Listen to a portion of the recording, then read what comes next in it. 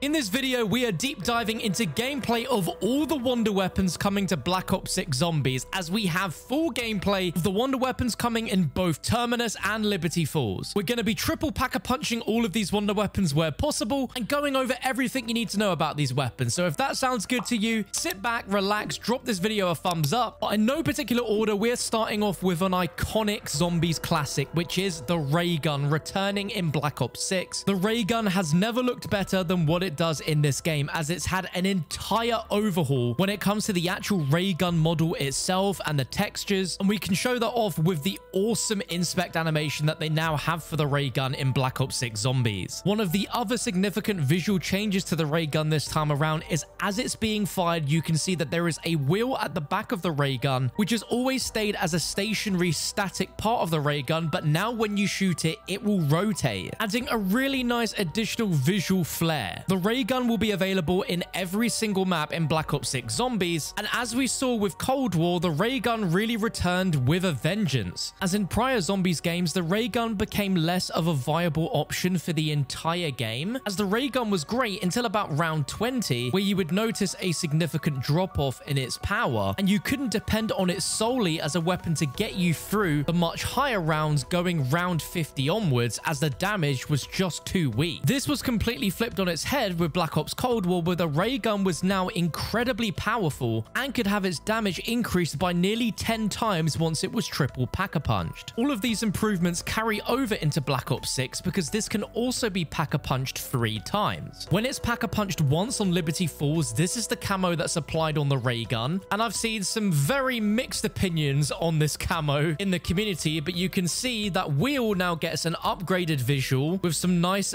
blue detailing on that wheel that sort of resembles the new Afterlife Mastery camo that you can earn in Black Ops 6. We don't quite know for sure the damage levels per pack-a-punch, but we can assume that they're very similar to Cold War, in which the damage is over double for pack-a-punch 1, and we also get double the ammunition in the magazine, as well as having more ammo overall when you have a max ammo. Typically, the Raygun only has 20 shots per magazine out of 80 in its normal variant, but in this build, it was actually 20 out of 160. But looking at the footage, depending on where you hit the zombies, you're going to be getting between 1,000 and 3,000 damage with a Pack-a-Punch 1 Raygun. The second level of Pack-a-Punch for the Raygun costs 15,000 points, and on Liberty Falls, the camo is now blue, with that wheel now being a red color that looks so much like the Mob of the Dead Pack-a-Punch camo. Depending on where you hit the zombies, you can get between 3,000 and up to 9,000 damage for Pack-a-Punch level 2, which could be a headshot multiplier based on the Pack-a-Punch, as well as having Deadshot Daiquiri in this gameplay. But for the round that I had this on, it felt really strong. And Pack-a-Punch level 3 costs 30,000 points, and it gives the Raygun this pink fluorescent camo, where the wheel seems to have a very similar color to what we saw for PAP level 2.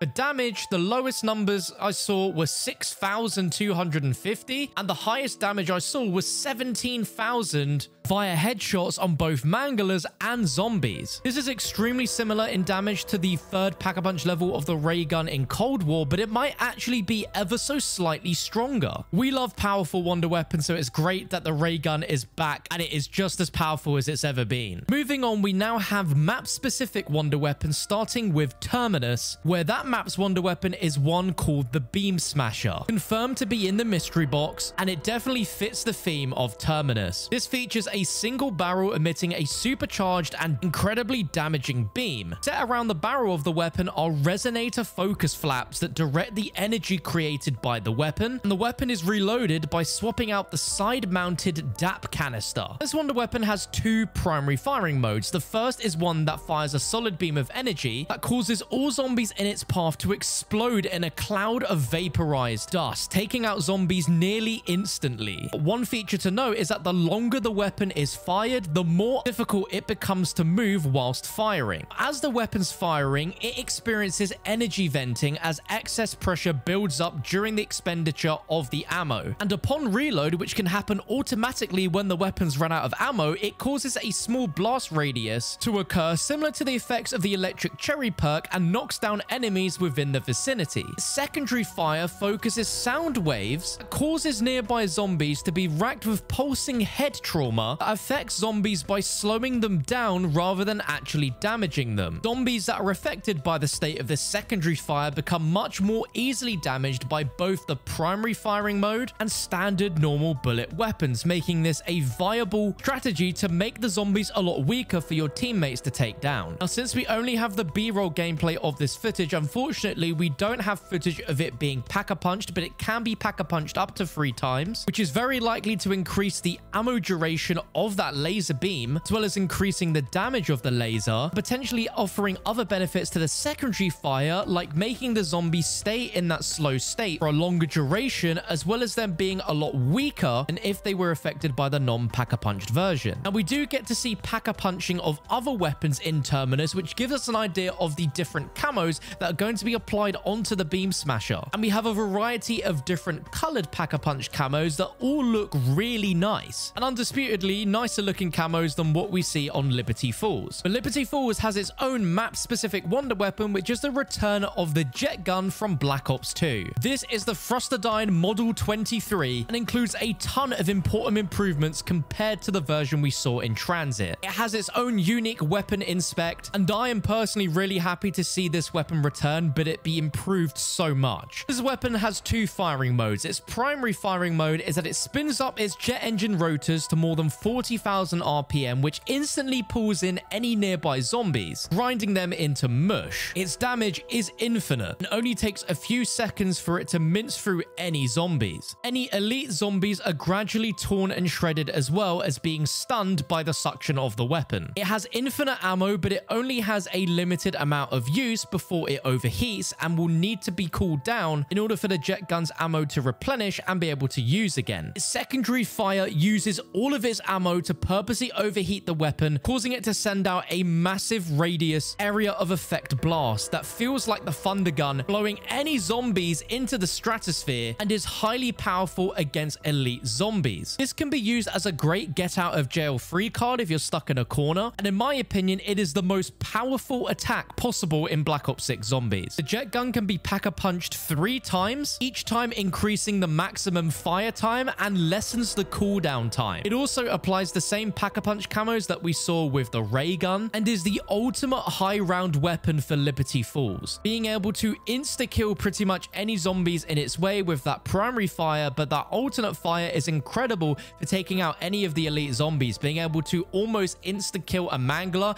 and being able to damage an abomination down to about 10 HP. Some other improvements to the weapon is that, again, it no longer breaks down when it overheats like it used to do in transit, and the ammo cooldown even happens when the weapon has been stowed and you have a different weapon out, which again, you couldn't do with the original in Black Ops 2. And not only does it suck up zombies, but it can also pull in nearby power-ups and salvage, similar to what we saw with the Hell's Retriever on Mob of the Dead. The only downsides to the wonder weapon is that because it gets very hot, constantly firing the weapon causes it to overheat and shut down. And so whilst you're waiting for it to cool down, it is completely inoperable. So you need to effectively manage the cooldown of the jet gun for you to maximize its potential. And when it's upgraded, it now becomes the Scramjet Model 3200, which is a little Easter egg, as a Scramjet is a supersonic combustion ramjet engine designed for speeds beyond Mach 6, which mixes fuel into air, flowing it at supersonic speeds, built for hypersonic aircraft. So this thing pack-a-punched, it means business. And that is just the wonder weapons that are going to be coming to Black Ops 6 Zombies on the launch. Every DLC map will each contain its own unique wonder weapon alongside the Raygun, and with what we've seen so far, we are likely to see some brand new incredible wonder weapons introduced, as well as the potential of other returning weapons from the past. Let me know which wonder weapon you think is the best from this video, and any fan favorite old wonder weapons that you'd love to see return. If you enjoyed the video, please drop it a thumbs up, and if you want to learn even more about Black Ops 6 Zombies, then click this video on your screen right now.